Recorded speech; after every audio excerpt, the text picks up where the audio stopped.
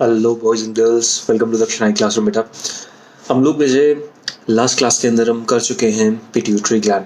Pituitary gland के सारे notes पढ़ लिए, पिट्यूटरी ग्लैंड का स्ट्रक्चर स्टडी कर लिया है and everything that was required in the pituitary gland has been studied. आपको पिट्यूटरी ग्लैंड की डिटेल्स, उसके हार्मोन्स, उसका काम करने का तरीका, उसके साथ टर्मिनोलॉजीज, जैसे आपको समझाई थी कि ट्रोफिक क्या होता है, ट्रोपिन हम क्यों वर्ड यूज़ करते हैं, ये समझाया था। क्यों इसको मास्टर एंडोक्राइन ग्लैंड बोलते हैं, ये बेटा आपको बात समझाई थी।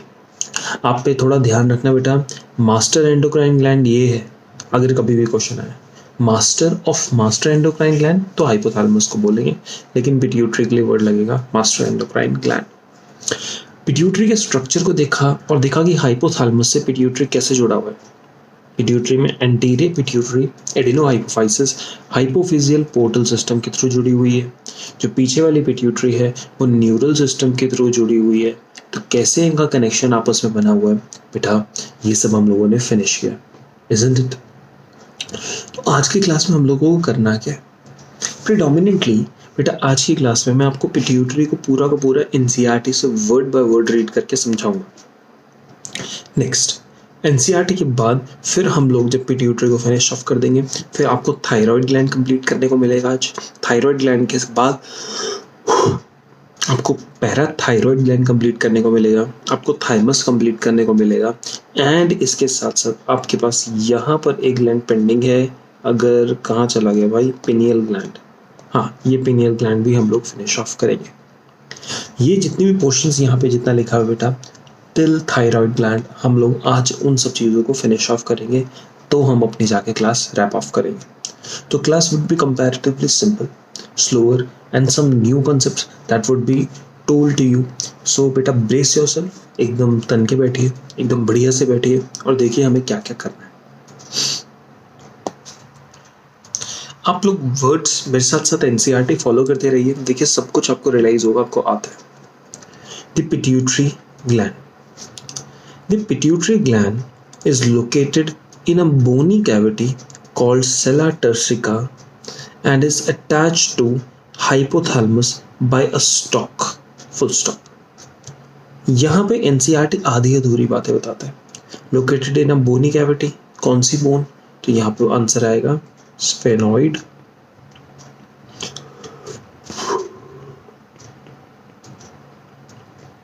स्फेनॉइड बोन, ठीक है। And it is attached to a stalk, and stalk को बेटा हम लोग क्या कहते हैं, इनफंडिब्यूलम। आप भी जब एनसीईआरटी पढ़ते हैं तो बेटा यही कोशिश किया करो कि एनसीईआरटी अगर कोई ऐसी बात बताता है जिसके बारे में आपको एक्स्ट्रा पता है, उसको साथ ही साथ लिख डालें। It is divided anatomically into adenohypophysis and neurohypophysis। हमें मालूम है एडिनोहाइपोफाइसिस एंटीरियर को कहते हैं एंड न्यूरोहाइपोफाइसिस हम पोस्टीरियर पिट्यूटरी को टर्म करते हैं। Adenohypophysis consist of two portions, pars distalis and pars intermedia. देखिए बेटा, आपने ये वाली बात आपको ऑलरेडी आती है, मैं क्यों आपको दोबारा समझा रहा हूँ, ताकि मैं आपको एक पॉइंट बता सकूँ।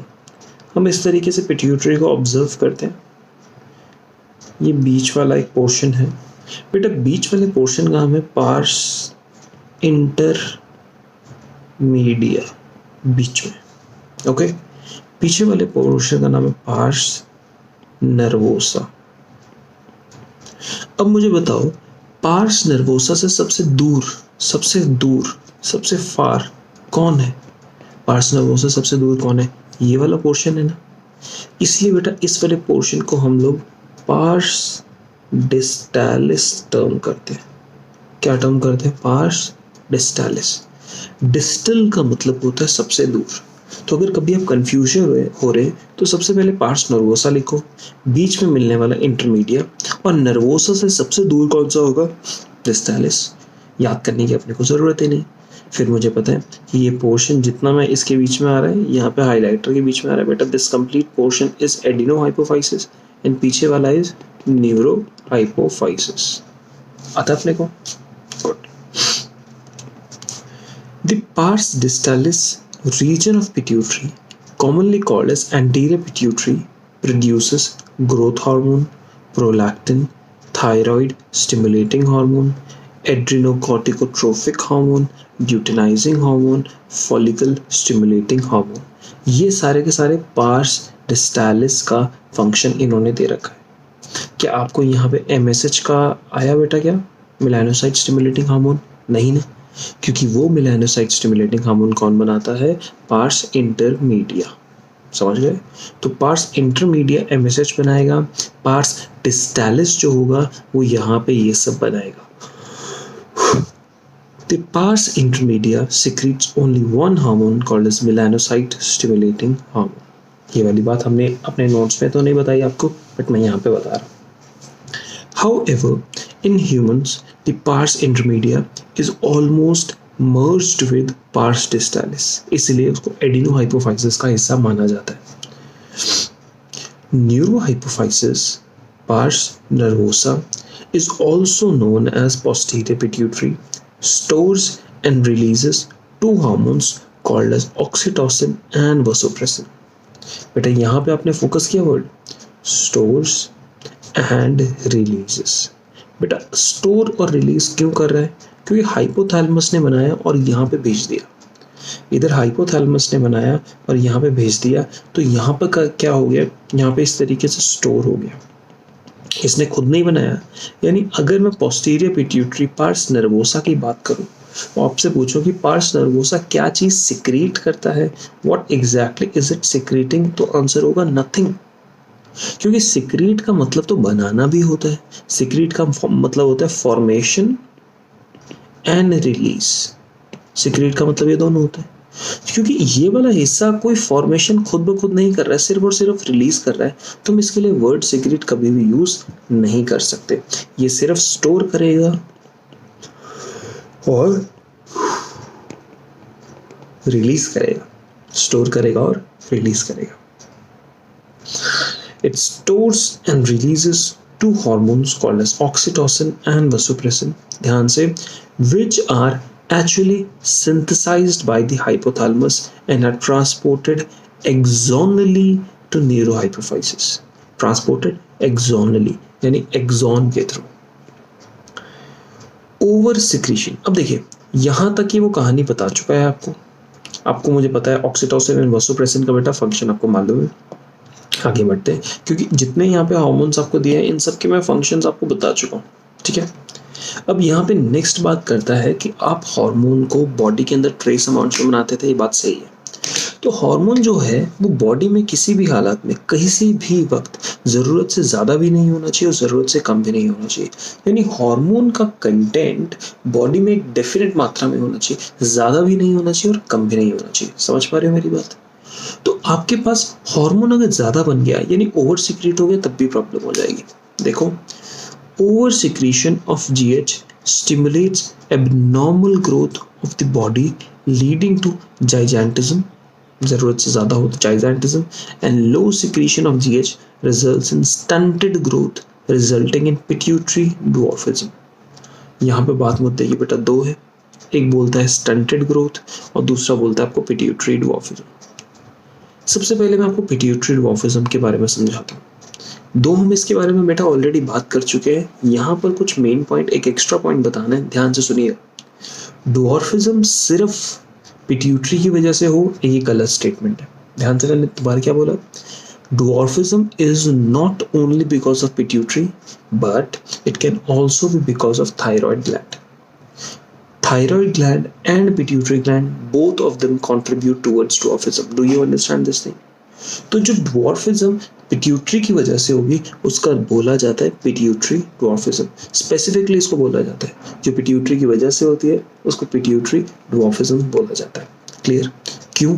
ये आपको जब मैं थायराइड पे पहुंच जाऊंगा तब आपको इसका सिग्निफिकेंस समझाऊंगा।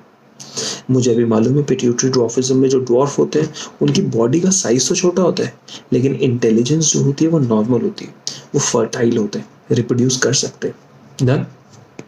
देखो, low secretion of GH results in stunted growth. बेटा स्टंटेड ग्रोथ क्या होती है? स्टंटेड ग्रोथ का मतलब होता है रुकी हुई ग्रोथ, जो ग्रोथ रुक जाती है। उसको स्टंटेड नाम देते हैं।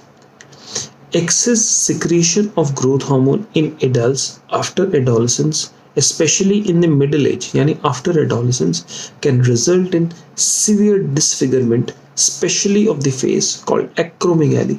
ज़रूरत से ज़्यादा फेस बड़ा हो जाता है तो उसको एक्रोमेगैली टर्म करते हैं, यानी एक जाइजेंटिज्म ओवर सिक्रीशन की वजह से और दूसरा एक्रोमेगैली।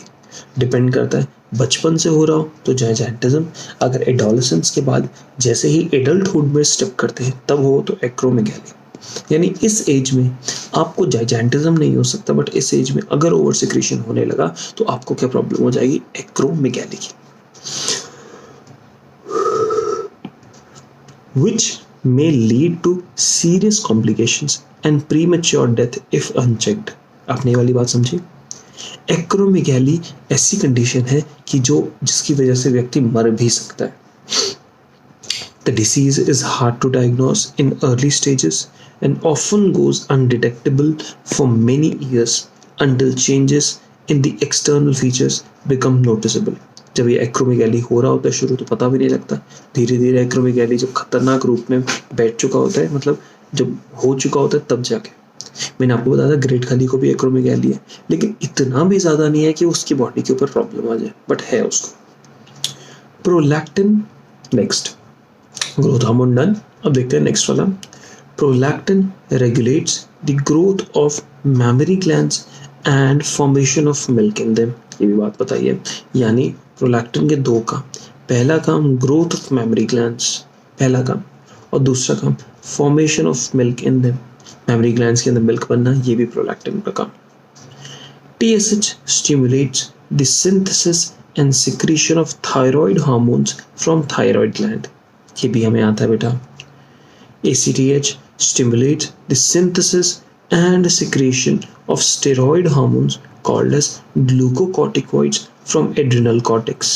इस पॉइंट पे यहाँ पे अधूरा बता रखा है। ACTH stimulates synthesis and secretion of steroid hormones called glucocorticoid from adrenal cortex। Simple शब्दों में बोलूँगा तो बेटा ग्लूकोकॉर्टिकॉइड, मिनरलोकॉर्टिकॉइड, सेक्स कॉर्टिकॉइड्स, ये तीन तरीके के हार्मोन के ग्रुप्स होते हैं जो एड्रिनल कॉर्टेक्स रिलीज करता है। कौन कौन से? Glucocorticoids, mineralocorticoids and sex corticoids. वो तीनों बनाता है कौन? ACTH की मदद से ये adrenal cortex. LH luteinizing hormone, FSH follicle stimulating hormone, stimulate gonadal activity, चाहे वो मेल्स में हो चाहे फीमेल्स में हो, and hence are called as gonadotrophins। क्या कहते हैं? gonadotrophins। यहाँ पे आप वर्ड ट्रोफिन्स पे फोकस कर रहे हो, ठीक। In males, LH stimulate the synthesis and secretion of hormone called as androgens from testes। बेटा मेल सेक्स हार्मोन को एंड्रोजेंस बोलते हैं, और यहाँ पे मेल्स में एंड्रोजेंस के नाम पे अपने को क्या मिलता है? टेस्टोस्टेरोन। क्या प्रेजेंट होता है? Testosterone. In males FSH and androgens regulate spermatogenesis. यानी आपके पास LH से बनता हुआ जो LH हो गया, चलो इसको ऐसा मान लो, LH in males, LH, FSH and androgens, ये तीनों मिलके स्पर्मेटोजेनेसिस को रेगुलेट करते हैं। ये बेटा प्रोसेस है कॉम्प्लिकेटेड, ये वाला प्रोसेस आप +2 में जाके पढ़ते हैं। In females, LH induces ovulation of fully mature follicles, Graafian follicles, and maintains corpus luteum formed from remnants of Graafian follicles। ये लाइन नहीं समझ आएगी। सिंपल शब्दों में आपको कहा था कि फॉलिकल्स में आपको तब समझाऊंगा जब आप थायराइड पढ़ेंगे, तो हम फॉलिकल्स वहां पे देखेंगे। FSH stimulate growth and development of ovarian follicles in females। ये भी टेंशन नहीं लो, रिलैक्स, समझ जाओगे। MSH acts on melanocytes, melanin containing cells and regulate the pigmentation of skin। ये भी आपको आता है। MSH किसने बनाया था बेटा? Parse intermedia. Oxytocin acts on smooth muscles of our body and stimulates their contraction। हमें ये भी आता है, हमारी बॉडी में स्मूथ मसल्स का कॉन्ट्रैक्शन कारण oxytocin. In females, it stimulates vigorous contraction of uterus at the time of childbirth and milk ejection from the mammary glands। ये भी हो गया ना clear. Vasopressin acts mainly at the kidney में distal convoluted tubules collecting duct उनमें act करता है and stimulates resorption of water and electrolytes by distal tubules and thereby reduces water loss through urine diuresis. क्योंकि diuresis को ये prevent करता है इसलिए इसका नाम है anti diuretic hormone. And impairment एक प्रॉब्लम अफेक्टिंग द सिंथेसिस और रिलीज ऑफ ADH, यानी ADH बनने में या रिलीज में अगर कोई भी प्रॉब्लम आती है तो उससे बॉडी में एबिलिटी हो जाती, मतलब किडनी की क्षमता टू कंजर्व वाटर कम हो जाती है, इसलिए बॉडी में वाटर लॉस और डिहाइड्रेशन होता है और ऐसी कंडीशन को डायबिटीज इंसिपिडस कहते हैं. यानी ADH या तो कम बने या बन तो गया लेकिन रिलीज नहीं हो पा रहा, तो किडनी आपको पानी नहीं बचा पाएगी और किडनी नहीं पानी बचा पाएगी तो बॉडी से एक्सेसिव वाटर लॉस एंड उसकी वजह से डिहाइड्रेशन होगा. एक्सेसिव वाटर लॉस और डिहाइड्रेशन की वजह से फाइनली हम कहते हैं डायबिटीज इंसिपिडस हो जाता है. बोलो बात क्लियर हुई? सिंपल. Next, pineal gland. बेटा pineal gland is located on the dorsal side of forebrain. आपने इस बात को समझ लेना चाहिए कि अगर हम डायनसेफेलॉन देखते हैं तो डायनसेफेलॉन की ये जो रूफ मैंने जो जस्ट अभी बनाई, इस रूफ को हम लोग क्या कहते हैं? एपिथैलेमस, जो मैं बना रहा हूँ. एपिथैलेमस में इस तरीके से आपके पास एक एक्सटेंशन होती है. पहली बात ये एपिथैलेमस, और उस एपिथैलेमस में इस एक्सटेंशन को हम लोग क्या टर्म करते हैं? Pineal gland. क्या टर्म करते हैं? Pineal gland. यानी extension of epithalamus is pineal gland. The pineal gland is located on dorsal side of forebrain. Done. Pineal secretes a hormone called as melatonin. और ये पॉइंट बेटा जरा अच्छे से समझ लो. पिनियल ग्लैंड कौन सा हार्मोन बनाता है? मेलेटोनिन. बच्चे पता क्या गलती करते हैं? वो MSH और मेलेटोनिन के बीच में कंफ्यूजन कर देते हैं. मेलेटोनिन अलग होता है, MSH अलग होता है.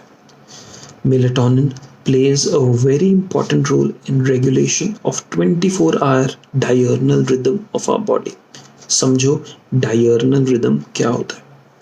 बेटा diurnal rhythm को अगर आपको समझना है तो मैं आपको ऐसे समझाता हूँ कि आप खाना खाते हैं, रोज सुबह उठते हैं, रात को सोते हैं, टाइम पे खाना खाते हैं, तो आप ऑब्जर्व कीजिएगा कि आप घड़ी मत देखो, बट आपको दिन में एक डेफिनेट टाइम पे भूख लगेगी, रात को डेफिनेट टाइम पे भूख लगेगी, सुबह डेफिनेट टाइम पे भूख लगेगी. समझ रहे हो? तो ये तो टाइम स्पैन आपकी बॉडी को कैसे पता है कि यार मुझे इसी टाइम पे भूख लगनी चाहिए? क्यों आपकी बॉडी एक डेफिनेट टाइम पीरियड पे उठ जाती है? उठ जाने का मतलब आप समझते हो कि आप किसी दिन, अगर आपकी हैबिट है ना बेटा, हैबिट यानी रोज अगर सेम टाइम पे उठते हो तो आप एक दिन आप अलार्म भी मत लगाओ फिर भी आपकी नींद खुल जाएगी. या अगर आपने ऑब्जर्व किया होगा अलार्म से कुछ मिनट पहले या कुछ सेकंड्स पहले आपकी नींद खुल जाती है. ऐसा क्यों होता है? क्योंकि अंदर से हम कहते हैं कि हमारी बॉडी भी बायोलॉजिकली एक क्लॉक की तरह काम करती है. आपकी बॉडी भी एक रिदम में काम करती है और जो वो बेटा रिदम होता है उसको हम बायोलॉजिकल क्लॉक कहते हैं. क्या कहते हैं? Biological clock. वो बायोलॉजिकल क्लॉक यानी डायर्नल रिदम होता है. दिन और रात का रिदम हम पूरा का पूरा बॉडी में देखते हैं कि अब रात खत्म हो चुकी है, दिन शुरू हो गया, तो उठ जाओ भैया, अब इस टाइम हो गया. आपको, आप घड़ी मत देखिए लेकिन बॉडी को लगेगा कि इस टाइम खाना खाना है. तो वो पूरा रिदम बनाए रखने में मेलेटोनिन हेल्प करता है. For example, it maintains the normal rhythms of sleep wake cycle, body temperature, hunger, इन सब के रिदम्स बना के रखता है. इन एडिशन मेलेटोनिन, बेटा अब यहाँ पे कुछ इंपॉर्टेंट पॉइंट्स जिसपे डायरेक्ट क्वेश्चन आता है, फोकस कीजिएगा. In addition melatonin also influences metabolism. यानी मेलेटोनिन क्या मेटाबॉलिज्म को इन्फ्लुएंस करता है? यस. क्या मेलेटोनिन पिगमेंटेशन को इन्फ्लुएंस करता है? यस. बेटा MSH भी पिगमेंटेशन को इन्फ्लुएंस करता है और मेलेटोनिन भी करता है. ठीक. Menstrual cycle, yes. Defence capability, यानी अगर मैं डिफेंस कैपेबिलिटी के नाम पे बोलूंगा बेटा इम्यून सिस्टम, तो आप कहोगे यस मेलेटोनिन इम्यून सिस्टम को भी इन्फ्लुएंस करता है. इतना क्लियर हो गया? डन. नेक्स्ट है हमारा थायराइड ग्लैंड. बेटा थायराइड ग्लैंड की कहानी देखने के लिए आप ये वाली फोटो देखिए. थायराइड ग्लैंड आपका किस तरीके से है? थायराइड ग्लैंड आपका पास इस तरीके से, हमारे पास ये ट्रेकिया है और उसके बाजू में हमारे पास ये मिल रहा है जो ग्लैंड है वो थायराइड ग्लैंड है.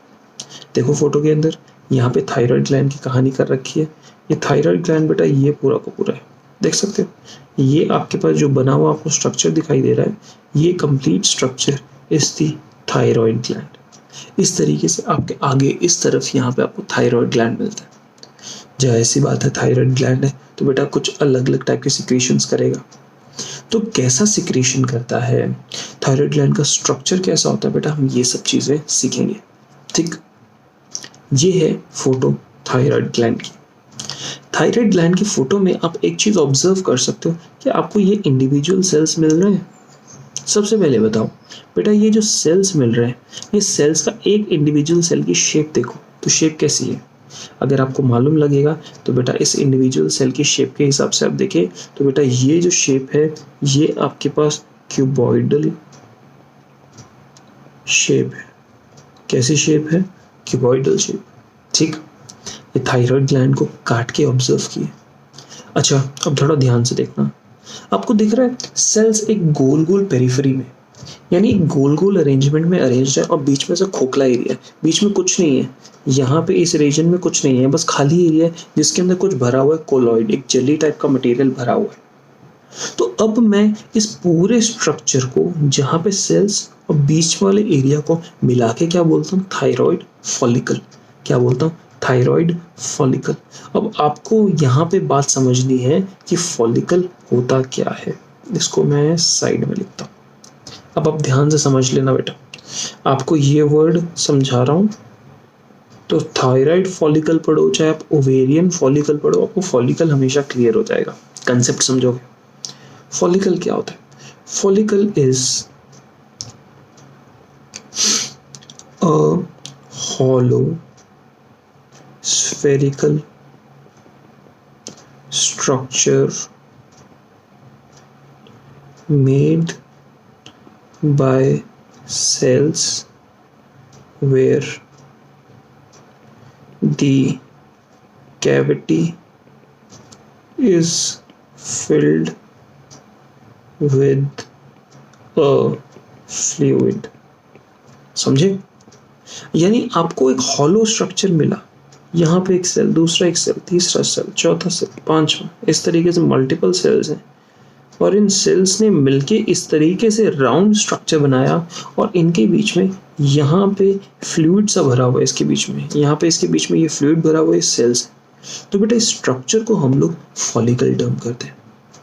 जो फॉलिकल्स होते हैं ना बच्चे, वो फॉलिकल्स हमारी बॉडी में यहाँ पे थायराइड ग्लैंड में भी मिलते हैं और सेम टाइप से फॉलिकल्स जो होते हैं वो आपको ओवरीज में भी मिलते हैं।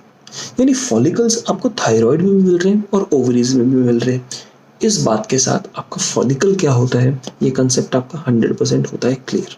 ठीक, आप क्वेश्चन पूछा जाता है कि थायराइड अगर मैं फॉलिकल की बात करूं तो यहाँ पे जो सेल्स होते हैं उनका शेप कैसा है, तो क्या आंसर करोगे बेटा, यहाँ पे इन सेल्स का शेप होता है क्यूबॉइडल। कैसा शेप होगा, क्यूबॉइडल, पहला पॉइंट। इसके बीच में नेक्स्ट क्वेश्चन क्या भरा होगा, इसके बीच में कोई कोलॉइडल सब्सटेंस भरा होगा। क्या, कोई कोलॉइडल सब्सटेंस भरा होगा इसके बीच में, यहाँ पर। ओके बेटा, तो ये कोलॉइडल सब्सटेंस है क्या, क्या कॉम्पोजिशन है इस कोलॉइडल सब्सटेंस की, आओ देखो।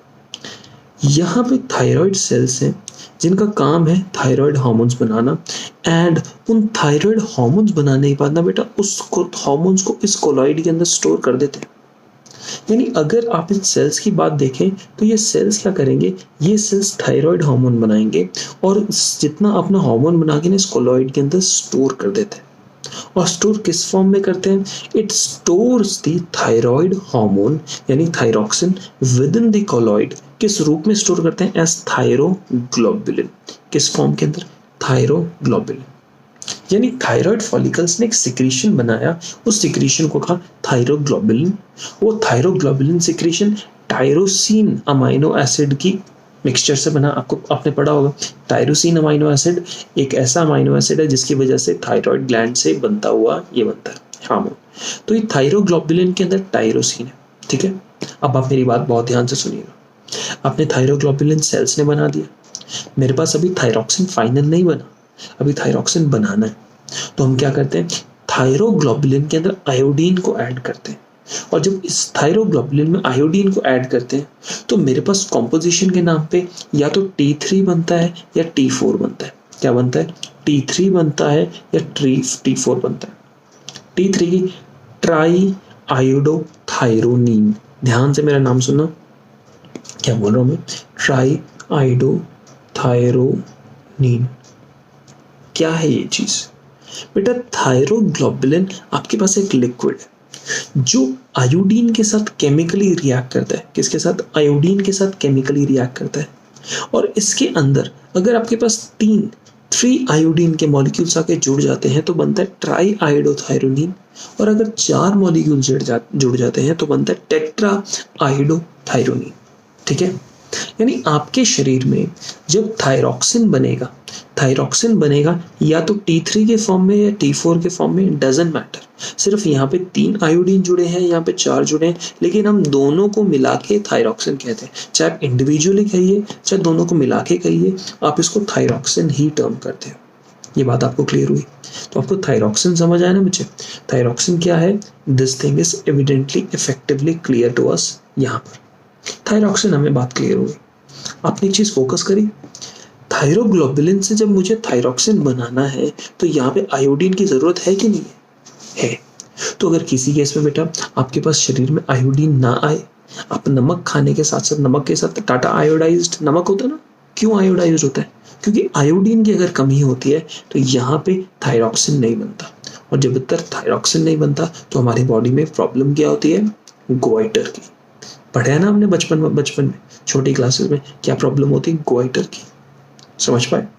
क्लियर हुआ? ओके। थायरॉक्सिन का काम क्या? थायरॉक्सिन रेगुलेट करता है metabolism of protein, carbohydrate and fat. Protein, carbohydrate and fat का मेटाबॉलिज्म रेगुलेट करता है। ये जो पॉइंट्स मैंने यहाँ लिखे हैं बेटा, इन पे डायरेक्ट क्वेश्चंस आते हैं, ये रटे होने चाहिए पॉइंट्स। स्टिमुलेट इरिथ्रोपोइसिस, ब्लड बनाने में भी आपको ये चीज मदद करती है। कौन? ब्लड बनाने में, इरिथ्रोपोइसिस में। ऑस्मो रेगुलेशन में भी मदद करती है। तो आपको थायराइड ग्लैंड के फंक्शंस आ रहे हैं समझ कि एग्जैक्टली क्या क्या फंक्शंस होते हैं?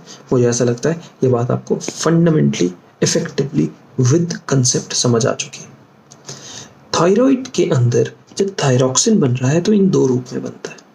इन दोनों में से ये वाला जो फॉर्म होता है बेटा ज्यादा पोटेंट होता है। T3 is more potent.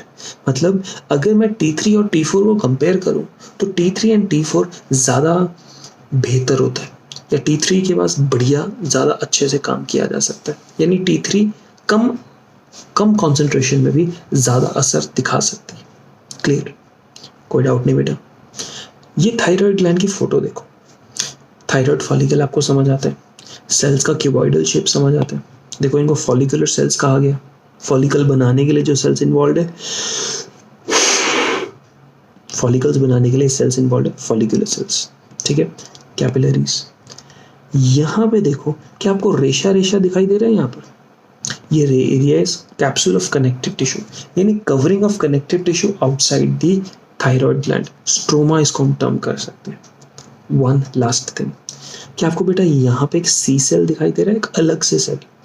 इस सेल को कहते हैं पैरा फॉलिकुलर सेल। क्या कहते हैं? Para follicular cell. देखो थायराइड जो ग्लैंड है उसमें टी, यहाँ पे क्यूबॉइडल सेल्स तो हैं, इन क्यूबॉइडल सेल्स के साथ साथ एक और एक्स्ट्रा सेल होता है पैरा फॉलिकुलर सेल। मुद्दे की बात यह है कि जो क्यूबॉइडल शेप सेल्स हैं, फॉलिकुलर सेल्स हैं, वो बनाते हैं थायरॉक्सिन। तो ये पैरा फॉलिकुलर सेल क्या बनाता है? देखो पैरा फॉलिकुलर सेल्स, जिनको हम लोग सी सेल्स भी टर्म करते हैं। क्या टर्म करते हैं? सी सेल। ये सी सेल्स होते हैं, ये एक नॉन आयोडिनाइज्ड हार्मोन, बिना आयोडीन की मदद से एक हार्मोन बनता है, वो थायराइड ग्लैंड बनता है। हार्मोन का नाम है कैल्सीटोनिन। क्या नाम है? कैल्सीटोनिन। फोकस करो बेटा। थायराइड ग्लैंड पहला हार्मोन बना रहा था थायरॉक्सिन, जो आयोडीन की मदद से बनता है। ये दूसरा हार्मोन बनाता है कैल्सीटोनिन। क्या बनाता है? Calcitonin.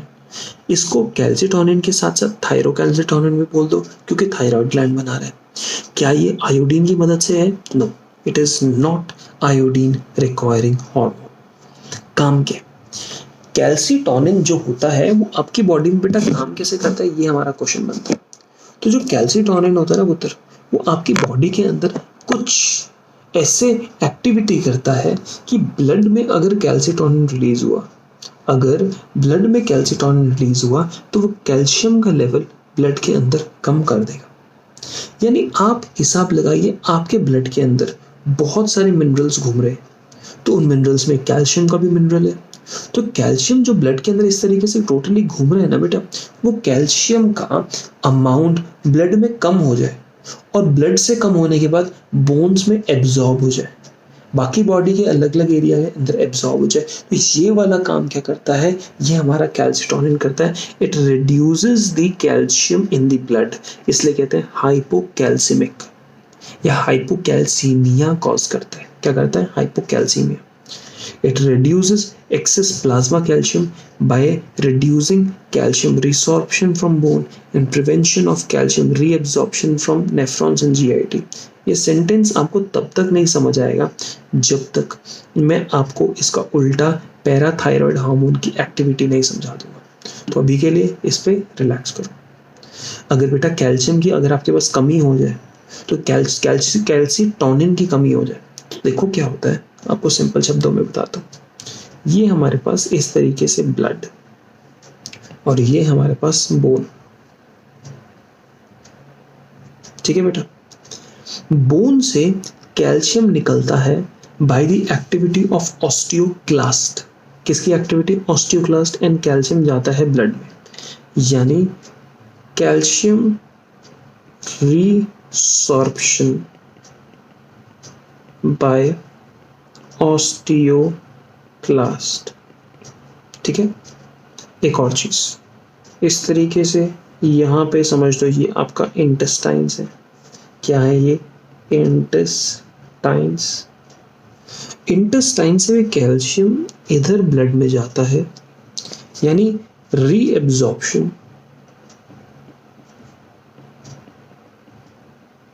Of calcium from gastrointestinal tract. अब आप थोड़ा दिमाग लगाओ बेटा, यहां से आप रीएब्जॉर्ब कर रहे हो, ओके।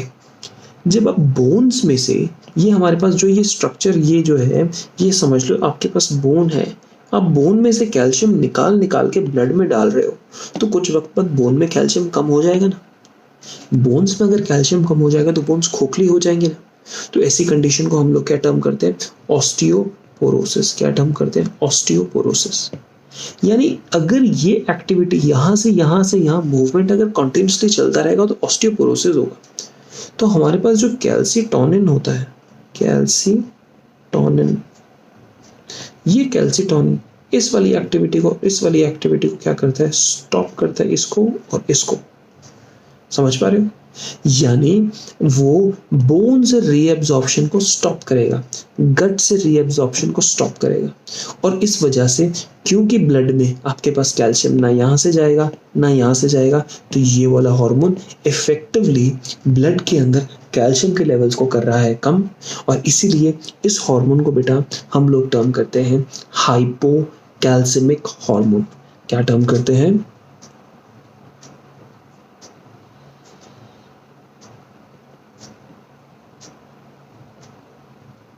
Hypocalcaemic hormone. हम इसको क्यों हाइपोकैल्सिमिक हार्मोन टर्म करते हैं? आई बिलीव आपको ये बात अच्छे से क्लियर हो गई है। हाइपोकैल्सिमिक बोलने का मतलब कैल्शियम के अमाउंट को ब्लड में करता है कम। बोलो बात क्लियर? सिंपल था। अब आप यहाँ से पढ़ोगे तो आपको ये पूरा पोर्शन समझ आएगा। मैंने डायग्राम के साथ आपको समझा दिया। नेक्स्ट देखिए, अब यहाँ पे मुद्दे की बात ये है कि आप थायराइड की देख रहे हैं, हार्मोन है, कमी हो सकती है, और जब भी कमी हो सकती है तो बेटा सबसे पहला होता है हाइपोथायरॉयडिज्म। कमी के लिए हमेशा वर्ड होता है हाइपो, तो डेफिशिएंसी हाइपोथायरॉयडिज्म। बचपन में अगर कमी हो जाती है तो उसको क्रिटिनिज्म कहते हैं ड्यूरिंग इन्फेंसी, और अगर एडल्ट्स में होती है तो मिक्सोडिमा।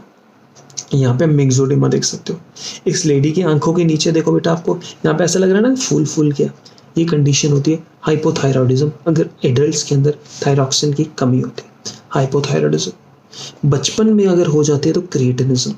तो यहाँ पे बेटा अगर क्रिएटिनिज्म हो जाए आपके पास, तो क्रिएटिनिज्म की वजह से डुआर्फ बन जाते हैं। क्या बन जाते हैं? डुआर्फ बन जाते हैं। बौने, और ड्वार्फ के अंदर यहाँ पे इंटेलिजेंस जो होती है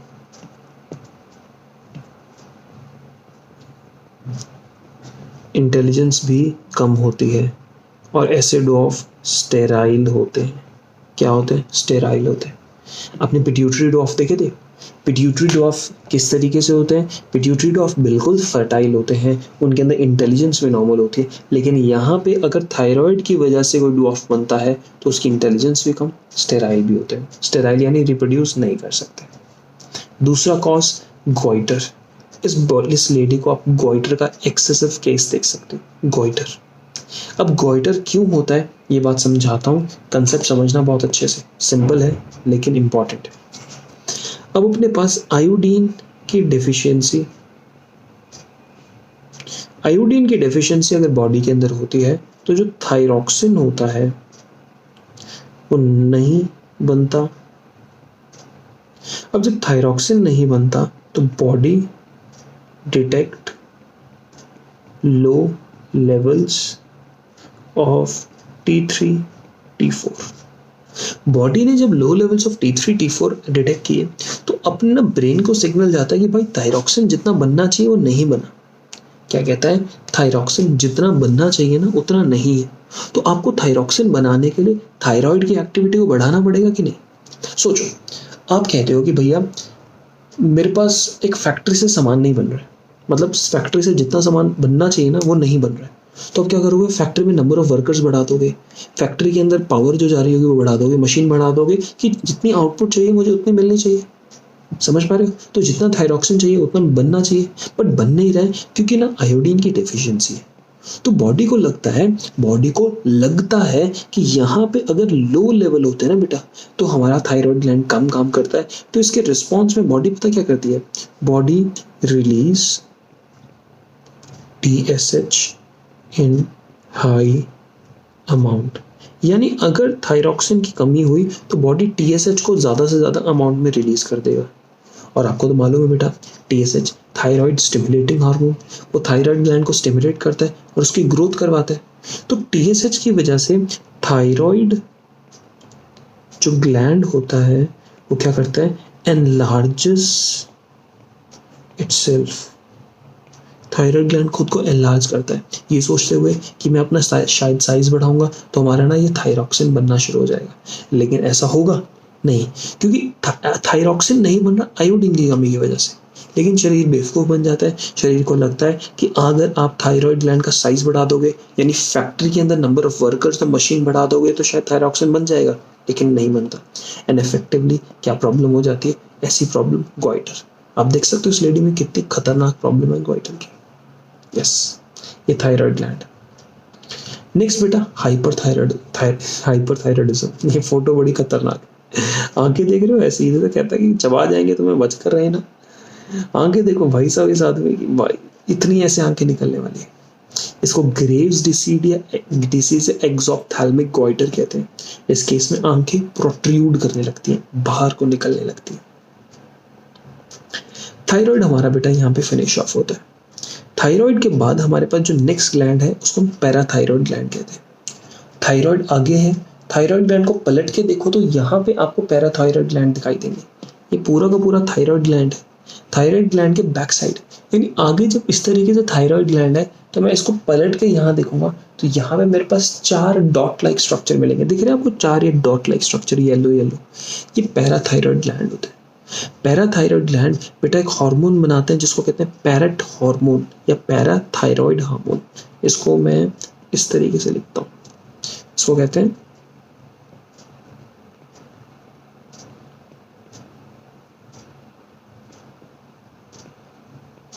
पैराथायराइड हार्मोन। कौन बना रहा है? ये पैराथायराइड ग्लैंड्स बना रहे हैं। तो अपने पास ये पैराथायराइड हार्मोन यहाँ पर अच्छे से पड़ा है। तो ये पैराथायराइड हार्मोन पुत्र करेगा क्या? क्वेश्चन हमारा ये है कि what will this hormone do. ये हार्मोन का एक काम, और क्या काम है? ये हार्मोन आपके पास कैल्शियम को कंट्रोल करता है। कैसे करता है? कैल्शियम को। और ये काम क्या करेगा? जैसे ऊपर थायरोकैल्सिटोनिन ने देखा था ना आपने, यहाँ पर हमने पढ़ा था थायरोकैल्सिटोनिन ने कैल्शियम का स्टॉप किया था, तो हम ये कहेंगे कि अगर हमारे पास इधर आ जाए पैराथायरॉयड हार्मोन, ये पैराथायरॉयड हार्मोन इस एक्टिविटी को क्या करेगा, स्टिमुलेट करेगा। क्या करेगा, स्टिमुलेट, ये इस एक्टिविटी को स्टिमुलेट करेगा, यानी गट से रीएब्जॉर्प्शन को इंप्रूव करेगा, बोन से रीएब्जॉर्प्शन को इंप्रूव करेगा, और अल्टीमेटली ब्लड के अंदर, कहां पर, ब्लड के अंदर लेवल ऑफ कैल्शियम को बढ़ाएगा। कौन, पैराथायरॉयड हार्मोन। अगर बेटा एक ब्लड के अंदर कैल्शियम के लेवल्स को बढ़ाता है, इसलिए इस वाले हार्मोन को हम लोग टर्म करते हैं हाइपर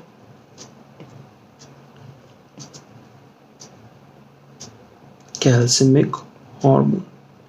क्या इसको टर्म करेंगे, हाइपर कैल्सिमिक हार्मोन। बोलो बात क्लियर हुई, यहां तक डन। यानी आप पैराथायरॉयड हार्मोन क्या काम करता है, समझ आ गई। जरूरत से ज्यादा बेटा अगर हो जाए तो किडनी स्टोन्स होने लगते हैं, ऑस्टाइटिस, सिस्टिक फाइब्रोसिस, ये प्रॉब्लम होनी शुरू हो जाती है, हमें अलग अलग टाइप की प्रॉब्लम होती है, ठीक है। एंड कमी हो जाए तो ये टेटनी कॉज कर सकता है, इसको याद कर लो आप लोग। थाइमस हमारी बॉडी के अंदर होता है। थाइमस हमारी बॉडी के अंदर एक आपके पास हार्मोन बनाता है जिसको हम कहते हैं थाइमोसिन्स, और ये development and maturation of T cells में मदद करता है।